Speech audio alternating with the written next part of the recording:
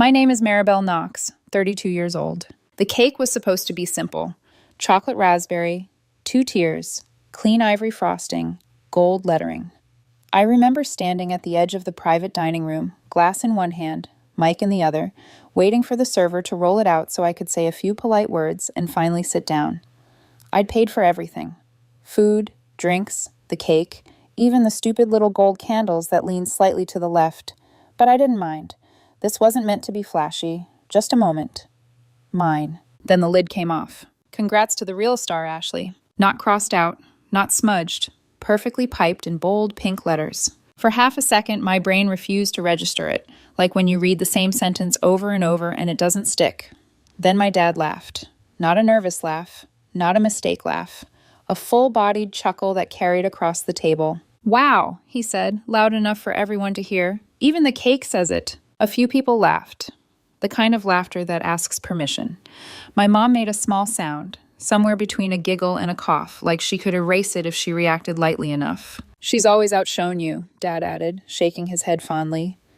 "Hasn't she?" I stood there holding the mic, frozen, the room suddenly too quiet and too bright. The cake sat between us like evidence. I'd ordered it myself. The order form had my name on it. "Congratulations, Maribel. I checked that detail 3 times. Ashley, my younger sister, smiled and lifted her champagne glass in a lazy little wave, like she was acknowledging applause.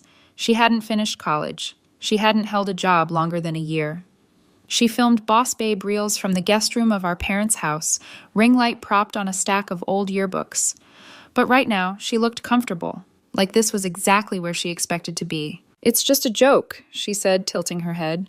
"Don't be so sensitive." Sensitive. The family word for inconvenient. This wasn't even supposed to be a party, just dinner with my parents, Ashley, and a few colleagues from work who'd insisted on celebrating.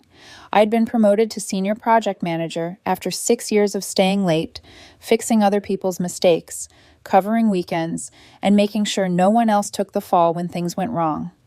I'd trained half the department. I'd carried projects no one wanted. I thought, naively, that tonight might acknowledge that. Instead, my promotion had become a prop. I took a breath. I felt my face settle into something calm, something practiced. I smiled.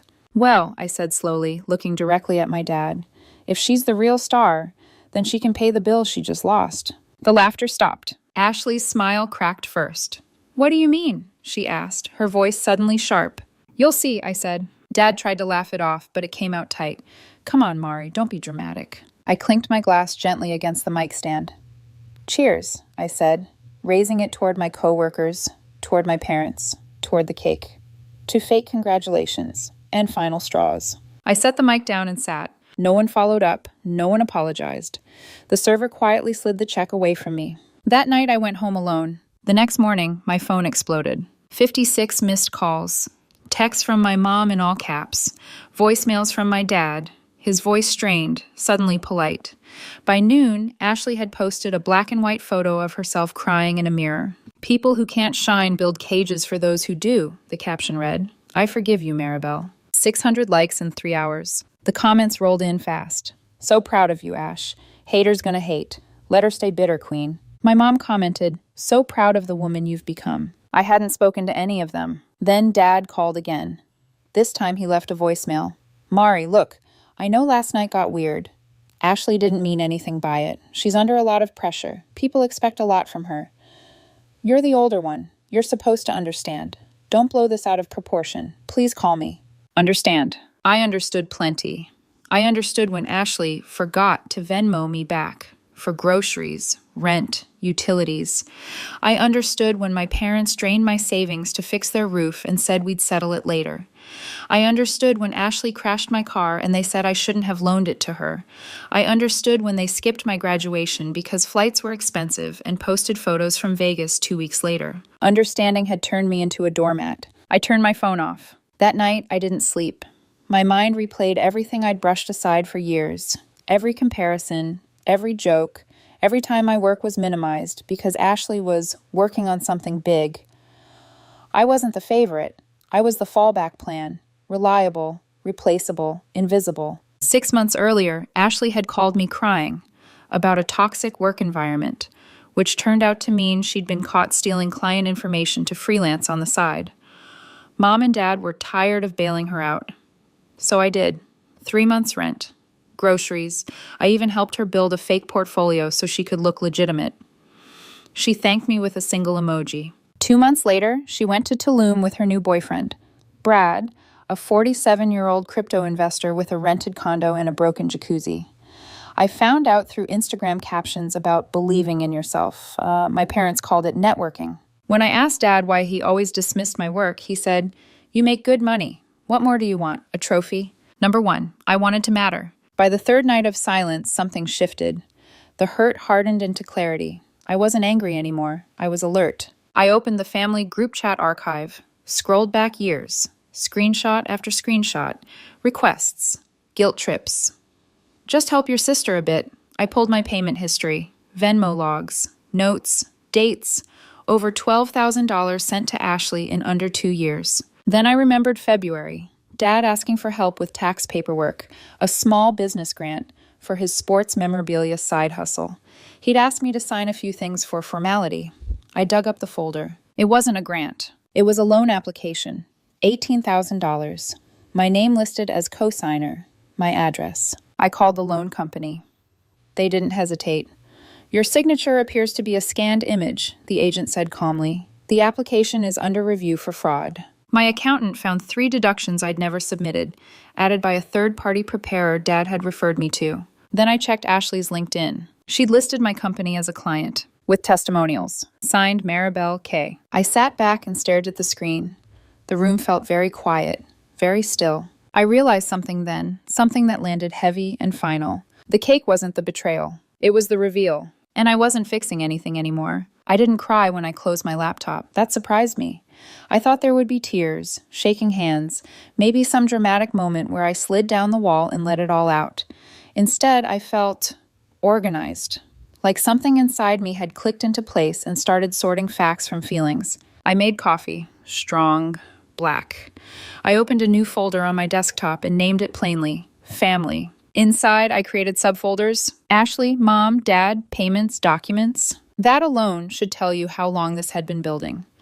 Normal people don't categorize betrayal unless it's already been happening for years. I started with Ashley. Venmo first. I exported the full history. Every, "Can you spot me till Friday?" Every, "I'll pay you back as soon as this client pays." Each transaction came with a note, groceries, rent help, just this once. I added them up slowly, carefully, because part of me still wanted the number to be smaller, $12,347. Not counting the groceries I'd bought in person, not counting the utilities I'd covered, not counting the emergency laptop I'd replaced when she spilled wine on hers, not counting the hours I spent helping her rewrite resumes, practice pitches, edit captions, pretend her life was something it wasn't. I scrolled through old texts. Ashley, "You're literally the only one who believes in me." Ashley, "I swear when I make it, I'm taking care of you." Ashley, "You're amazing. I don't say it enough." And then silence until the next crisis. I pulled up Instagram. Her Tulum photos were still there. Sunlit skin, poolside drinks, captions about abundance and alignment. I zoomed in on one picture, her laughing, head thrown back, Brad's arm heavy around her waist. I remembered sitting at my kitchen table that same week, calculating how to stretch my savings because she needed just a little more time. My parents' voices echoed in my head. "She's finding herself. She's networking. You know how creative people are." Creative, right. I moved to the mom folder. Screenshots of messages that started with praise and ended with expectation. "You're such a good daughter. Ashley is really struggling. It would mean a lot to us." Family helps family. No acknowledgement of what it cost me. No curiosity about whether I was okay. Just assumption. Then Dad. His messages were shorter, less emotional, more directive. "Can you handle this? Your sister needs help. You're better at this stuff." I paused on one message from last year. "Don't make a big deal out of it. You always land on your feet." I realized that was how they justified everything. I survived, therefore I didn't suffer. The loan documents were still open on my screen. $18,000. Interest compounding. My stomach twisted, not with fear, but with something colder. Calculation. I called the loan company again, asked for the fraud department, walked them through everything. I emailed copies of my ID, my real signature, a statement denying consent. They thanked me. Calm, professional, efficient. I called my accountant next. She didn't sound surprised. That hurt more than anything. I've seen this before, she said gently. Families blur lines, especially when one person is competent. Competent, another word that had been weaponized against me. By mid-afternoon, I opened LinkedIn again. Ashley's profile was a masterclass in fiction. She'd listed my company as a client, complete with glowing testimonials. One was dated during a month I was out on medical leave. Another referenced a project she'd never even seen. Signed by me. I took screenshots, saved everything. My hands finally started to shake when I opened my email and drafted a message to my boss. I stared at the cursor for a long time. Sending this would hurt Ashley. There was no way around that. It could also reflect back on me. Nepotism, carelessness, trusting family. But then I thought of the cake, the mic in my hand, my dad laughing. I attached the files. I explained calmly. I didn't accuse. I didn't dramatize. I just laid out facts and said one sentence that felt like stepping off a cliff. I need to be transparent before this becomes a liability for the company. She replied in 9 minutes. Thank you for telling me. We'll handle this. That was it. I sat there, heart pounding, waiting for regret. It didn't come. Instead, my phone rang. Mom, then Dad, then Ashley. 6 calls in a row. I didn't answer. I watched the screen light up and go dark again, each time feeling something loosen inside my chest. An hour later, Ashley texted, "What did you do?" I didn't respond. By evening, the fallout started rolling in. Her agency website went offline. The client I'd helped her land quietly pulled the contract. Her LinkedIn headline changed, then disappeared entirely. The family group chat lit up like a crime scene. Mom, Maribel, please call me. Dad, this is serious. Mom, she's devastated. Devastated. I thought of the way she'd waved her champagne glass, the way she'd smiled when the cake erased me, the way she'd called me sensitive. I turned my phone face down, but I wasn't done, because Ashley had forgotten one thing. Months ago, she'd signed into her iCloud on the family iPad to download photos for a post and never logged out. I'd noticed then, filed it away. At the time, I told myself I wasn't that person. I wouldn't snoop. Turns out I was exactly that person now. I opened the Photos app, then voice memos. The first recording made my blood go cold. Her voice, smooth, amused. Maribel, she's the perfect mule. Pays for everything, doesn't ask questions. That's her whole personality. Reliable fool. I sat there in the dark, listening, again and again. There were more. Laughing about using Mom's information to apply for unemployment twice. Mocking Dad's business idea. Bragging to friends about how she could always get money out of me if she cried hard enough. I saved everything. I created a new folder. Star Power. The Ashley Files. When Mom texted later asking if we could all have Sunday dinner to talk like a family, she attached a photo. The same cake from my party, redecorated. This time it said, "Family is forever." I stared at the picture for a long moment. Then I replied with one word. Sure. I showed up 15 minutes late on purpose. Not to be dramatic, though maybe a small part of me enjoyed that, but because I needed those minutes in my car, hands on the steering wheel, reminding myself that I wasn't walking into this house to be liked. I was walking in to finish something. The porch light was already on, too bright against the early evening sky. When Dad opened the door, I almost didn't recognize him. He looked smaller, not physically, emotionally, the kind of tired that settles in when the story you've been telling yourself stops working. "You're late," he said, trying to sound normal. "I know," I replied. I stepped inside, carrying a small, black Bluetooth speaker in one hand and a bright orange envelope in the other. The weight of them felt steady, grounding. Ashley was already at the table. No makeup, no phone, no wine glass. She sat hunched over her plate, staring at nothing like a kid waiting to be scolded. For a split second, something flickered across her face when she saw me. Fear, sharp and unmasked. Then it vanished. Mom smiled too quickly. "We just want to talk," she said, the words coming out rehearsed, like she'd practiced them in the mirror. I didn't respond. I set the speaker on the table. Ashley's eyes locked onto the orange envelope. "What's that?" Dad asked. "Truth," I said, "the version you can't edit." Ashley's chair scraped as she shifted. "Maribel, you're taking this too far." I sat down slowly, plugged in the speaker, looked directly at her. "Do you remember the voice note you sent Brad?" I asked calmly. "The one where you said you were just milking the dumb ones until your brand blew up?" Her face drained of color. Maribel, Mom started. I pressed play. Ashley's voice filled the room, smooth and smug. Maribel, she's the perfect mule, pays for everything, doesn't ask questions. That's her whole personality, reliable fool. Silence slammed down on the table. Mom's hand flew to her mouth. Dad blinked like he hadn't heard correctly. Ashley stood up so fast her chair tipped backward. That's not, she started, then stopped. I've got more, I said, not raising my voice. You used Mom's ID to apply for unemployment twice in 1 month. I have the forms. And Dad, your loan application using my name as a cosigner? It's under fraud review. Dad slammed his hand on the table. That's enough. Oh no, I said gently. We're not done. I pulled out my phone, opened AirDrop, and sent the folder to the living room TV. The screen blinked, then filled with thumbnails. Star Power, the Ashley files. Screenshots. Fake testimonials. LinkedIn lies. Venmo logs. Audio clips. Messages where Ashley bragged about manipulating Mom into guilt money. Ashley screamed. A raw and animal sound. She lunged for the speaker, knocking over her wine glass. Red spilled across the tablecloth like a wound. This is a setup, she yelled. You're obsessed with me. No, I said, standing. I turned to Mom. I was your daughter until I became your bank. Mom's lips trembled. You're twisting this. This is cruel. What's cruel, I said, my voice finally breaking through the calm, is raising one child to be a weapon and the other to be a shield. The doorbell rang. All three of them froze. Dad turned toward the hallway. Who else is coming? Someone who knows the rest of the story, I said. Tina walked in like she had nothing left to lose. Ashley's former business partner. She carried a brown envelope and a USB drive. You might want to see this, Tina said, plugging the USB into the TV. I covered for your daughter until I got audited because of her fake invoices. Emails flooded the screen. Photos of luxury items charged to client cards. An Excel file titled, How to Look Legit Even If Broke. Ashley collapsed into her chair. Tina turned to me and nodded. Thanks for giving me the courage. She's been wrecking lives for years. Yours was just the most convenient.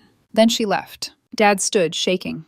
This is betrayal. You're trying to ruin this family. I stood too. No, I'm mending the fantasy. Ashley sobbed. You're killing me! I picked up the mic from the cake table, the same one from my party.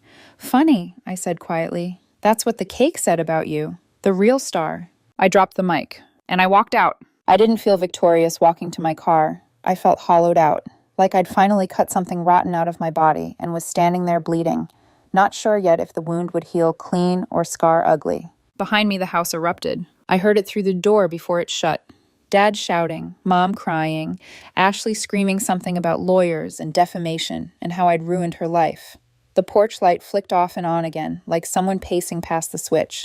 For a second, I stood there with my hand on the car door, listening. Then I got in and drove away. By the time I reached my apartment, my phone was vibrating nonstop on the passenger seat. I didn't look at it. I already knew what it would say. How could you? This didn't have to be public. She's your sister. Public. As if I'd dragged their secrets into the street instead of them building their lives on my silence. I slept for 3 hours. Woke up just before dawn with my heart racing, the kind of adrenaline hangover you get after a car accident or a fight.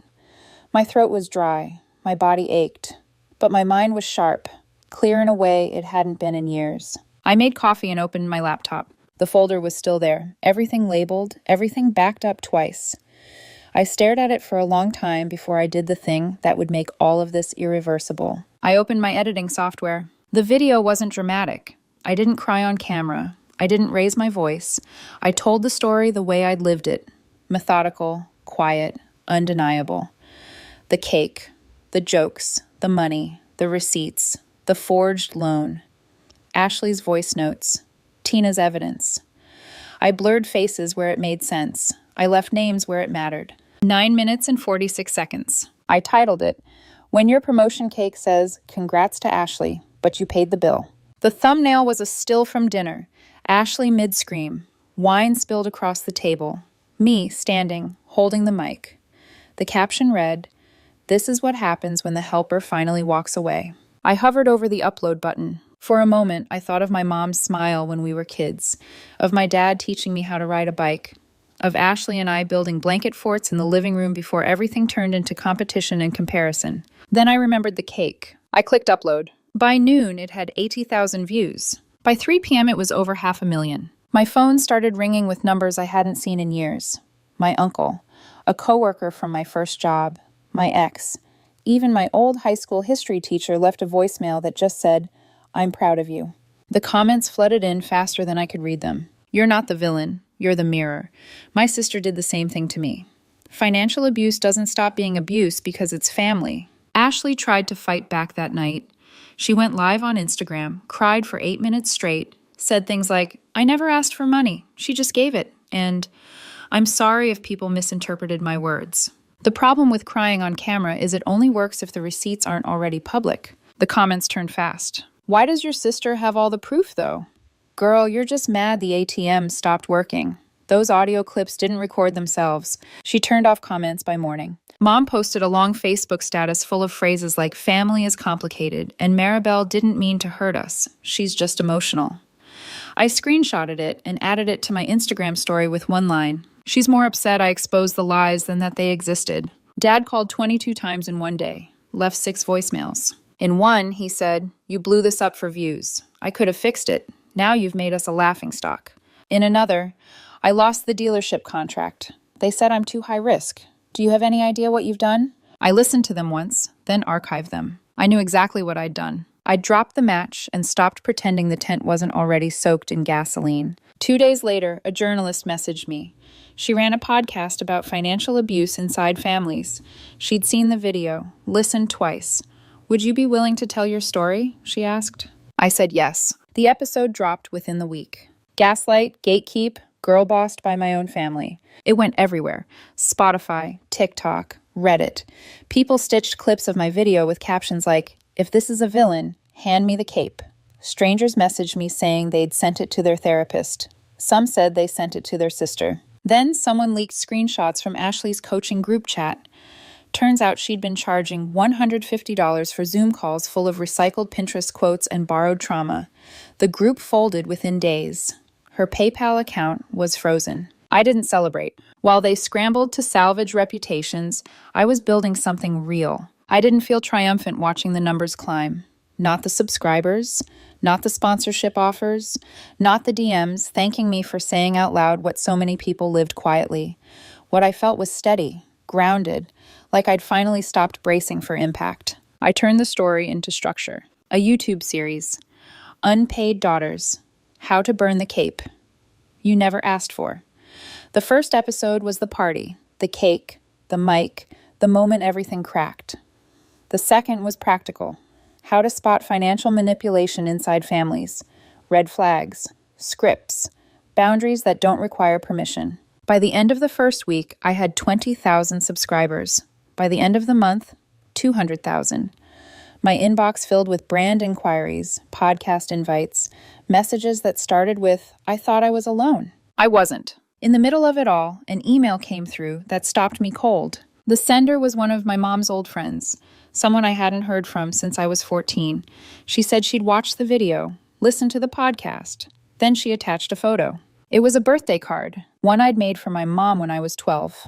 Construction paper, crooked letters, inside in my shaky handwriting. "One day I'll be successful and take care of you so you never have to work again." Below it in my mom's handwriting, "That's my girl, my golden one." I stared at the image for a long time. What broke me wasn't the promise. It was the realization that I'd kept it. I had taken care of them, quietly, consistently, and somehow it had turned into an obligation they felt entitled to, and a role they resented me for outgrowing. 3 weeks after the dinner, after the podcast, after the digital wildfire, I changed my number. Not because I was afraid, because I was done. The new number went on my business cards. Front, Maribel Knox, storytelling and strategy. Back in bold, not available for family emergencies. Dad emailed me. Subject line, "Let's talk like adults."